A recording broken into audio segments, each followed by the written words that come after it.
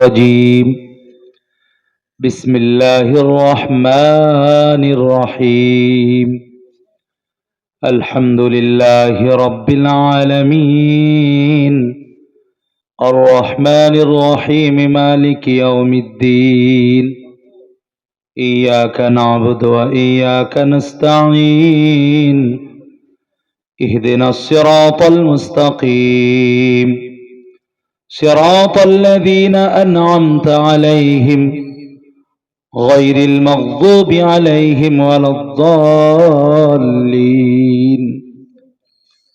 صدق الله العظيم আমরা একবার সকলের স্বাভাবিক আওয়াজে রাসূলের শানে দুরূদ ইব্রাহিমটা পড়ি আল্লাহুম্মা সাল্লি আলা মুহাম্মদ ওয়া আলা আলি মুহাম্মদ كما صليت على إبراهيم وعلى آل إبراهيم إنك حميد مجيد اللهم بارك على محمد وعلى آل محمد كما باركت على إبراهيم وعلى آل إبراهيم إنك حميد مجيد الحمد لله نحمده ونستعينه ونستغفره ونؤمن به ونتوكل عليه ونعوذ بالله من شرور أنفسنا ومن سيئات أعمالنا من يهده الله فلا مضل له ومن يضلله فلا هادي له ونشهد أن لا إله إلا الله وحده لا شريك له ونشهد أن سيدنا وحبيبنا مولانا محمدا عبده ورسوله أما بعد فقد قال الله تعالى في كلامه المجيد والفرقان الحميد أعوذ بالله من الشيطان الرجيم بسم الله الرحمن الرحيم وقال ربكم ادعوني أستجب لكم وقال تعالى في موضع آخر فاذكروني أذكركم واشكروا لي ولا تكفرون قال النبي صلى الله عليه وسلم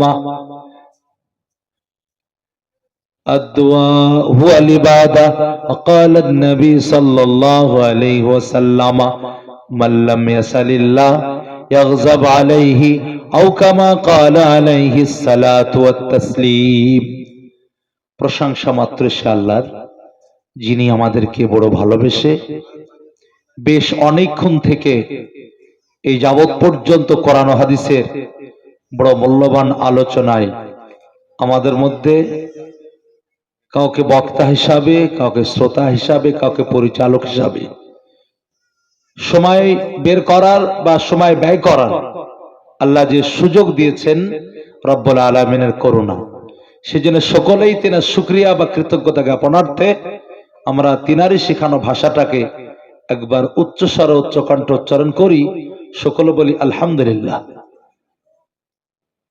গো ভাই, আপনারা এই মজলিসে বসাতে খুব আনন্দিত না নারাজ? কথা বলুন। কিন্তু বেশ রাত্রি হয়ে গেছে বলে একটু কষ্ট হচ্ছে না? আমি তো এই আপনাদের এলাকারই মানুষ বা এলাকায় মানুষ হয়েছি। এই চন্দ্রহাটে যখন পড়তাম তো এই পাশে যে ফুটবল মাঠে মধ্যে মধ্যে ম্যাচ হতো, আর এই এলাকার মানুষ মোটামুটি খেলাপ্রেমী। হাড়িভাঙা, প্রসাদপুর, আপনার বাগিচা পাড়া হোক, টিকটিকি পাড়া, চন্দ্রহাটের মানুষ, গোকুলপুরের মানুষ খেলার জন্য মাঠে খুব ভিড়ও হতো দেখেছি। হাড়িভাঙার মাঠেও ভিড় হতো, প্রসাদপুরের মাঠেও ভিড় হতো, তাছাড়া আস্তাবল মাঠে তো খেলা হয়, ওটা আপনারা জানেন। তো কখনো কখনো আপনি মাঠে দর্শক হিসাবে অংশগ্রহণ করেছেন, নিজের এলাকার ছেলেরা হোক বা বাইরের ছেলেরা খেলছিল, আপনি খেলা দেখতে দেখতে কোন একটা দলের সমর্থক হয়ে গেছেন, সাপোর্ট করছেন।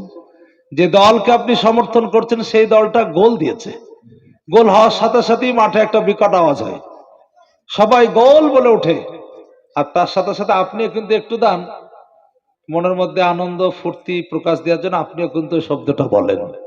আচ্ছা বলুন, এই শব্দটা প্লেয়াররা বলতে বলে যে আমরা কষ্ট করে গোল দিলাম, তোমরা সবাই এবার চিৎকার করে গোল বলে ওঠো? কথা বলুন, এই শব্দটা বলাতে একাধ কুচি নেকি হয়? এক চিনো নেকি হয় না। 7 বার যদি বলেন তো এক কোনাও নেকি হবে না। তো বলে কেন? আসলে যে দলটা গোল দিয়েছে, ওই গোল হওয়ার সাথে সাথে আপনার মনে একটা আনন্দ ফুর্তি কাজ করছে। প্রকাশ দিবে কোন ভাষায়? অন্য কোনো শব্দ না পেয়ে চল গোলগুলি চালিয়ে দেয়। আপনারা সত্যি যদি এখানে বসাতে আনন্দিত হতেন, তাহলে শব্দটা কিন্তু আর একটু বিকট হতো। আপনারা সত্যি যদি এখানে বসাতে আনন্দিত হন, আর একবার উচ্চ স্বরে আল্লাহ রাব্বুল আলামিনের শুকরিয়া বার্তাটা পেশ করি, সকলে বলি আলহামদুলিল্লাহ। তারপরে যে রাসূল সাল্লাল্লাহু আলাইহি ওয়াসাল্লামের মেহনত পরিশ্রমের মাধ্যম দিয়ে একটা স্বচ্ছ এবং খুবই সরল দিন পেয়েছি, যে দিনটার নাম হচ্ছে ইসলাম। এর পেছনে রাসূলের বড় অবদান রয়েছে। এই অবদানের ঋণ টাকা পয়সা ধন দৌলতে পরিশোধ সম্ভব নয়। তিনার আত্মার কল্যাণার্থে দুরূদ ও সালাম পরিবেশনের স্বার্থে সকলে বলি সাল্লাল্লাহু আলাইহি ওয়াসাল্লাম। সর্বাগ্রে এ সভার যিনি পরিচালক, যিনি সভার সভাপতি হিসাবে মূল্যবান সময় দিচ্ছেন, আমার অত্যন্ত মহব্বতের মানুষ, আমার যেহেতু মাদার ইলমি, আমার হাতে খড়ির জায়গা, সেই মাদ্রাসার যিনি শেখুল হাদিস, যিনি বুখারী শরীফ দার্স দেন, আসাহুল কিতাব বাদা কিতাবিল্লাহ, কোরআনের পরে যার সবথেকে প্রাধান্য রয়েছে, সেই বুখারী শরীফের যিনি দার্স দেন, তার যথেষ্ট আল্লাহর পক্ষ থেকে মর্যাদা মানুষকে বুঝিয়ে দেওয়া হয়।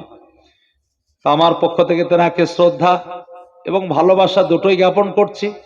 স্টেজের আর অন্যান্য বিশিষ্ট ব্যক্তিবর, সম্মুখের শ্রদ্ধাভাজন এবং সমবয়স্ক ভাই, কচি কাঁচা স্নেহে ভাজন, পর্দা নশিনা শ্রদ্ধা মা বোন, সকলকে আমার পক্ষ থেকে শ্রেণী মোতাবিক যথাক্রমে শ্রদ্ধা ভালোবাসা স্নেহশীষ জানিয়ে গুটিকা কথা আপনাদের সামনে শেষ মুহূর্তে এনার্জির দিকে লক্ষ্য রেখে আলোচনায় নিয়ে আসার চেষ্টা করব।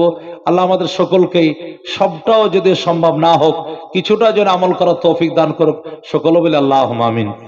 এতক্ষণ আমার শুধু নয়, আমার বেলডাঙ্গা জলিলা মাদ্রাসার শুধু নয়, মুর্শিদাবাদ জেলার খুব মহব্বতের মানুষ জনাব হযরত মাওলানা মুফতি আজমত আলী সাহেব, আপনারা ওনার সঙ্গে যথেষ্টভাবে জড়িত ছিলেন, টিকটিকি পাড়ার মানুষ। আমি যেখানে যাই, যদি মুফতি আজমত সাহেবের নাম আলোচনা আসে, তো সকলের মুখে একটা কথা, আহ মানুষটা বটে গো, এরকম একটা শব্দ। যাই হোক, যেহেতু মানুষের সুবিধা অসুবিধার ব্যাপার, আমরা ইচ্ছা না থাকলেও তেনাকে ছাড়তে বাধ্য হয়েছি। চাকরি বাকরির ব্যাপার রয়েছে, সেই জন্য যদিও তিনি আমাদের কাছ থেকে বর্তমানে দূরে চলে গিয়েছেন, কিন্তু আমাদের অন্তরে এখনো রয়েছেন এবং বেলডাঙ্গা জলিলা মাদ্রাসার এখনো তিনি স্টাফ হিসাবেই গণ্য রয়েছেন। এবং তিনি অনলাইনে যে মূল দায়িত্ব ফতোয়া বিভাগের, সে দায়িত্বটা এখনো তেনার হাতে আমি দিয়ে রেখেছি। এবং যে ছেলেটা আমাদের ফতোয়া বিভাগের কাজে রয়েছে, তাকে বলা আছে যে কোনো বিষয়টা মুফতি আজমত আলী সাহেবের নখদর্পণে থাকবে, তবেই তুমি সেটাকে পাবলিসিটি করবে। এতক্ষণ তার কথা শুনছিলেন, কাজের মানুষ, খুব পরিশ্রমী মানুষ এবং খুব কোয়ালিটির মানুষ, মুর্শিদাবাদের সম্পদ। আল্লাহ তেনার হায়াত দারাজ করুক, সকলে বলে আল্লাহুম্মা আমিন।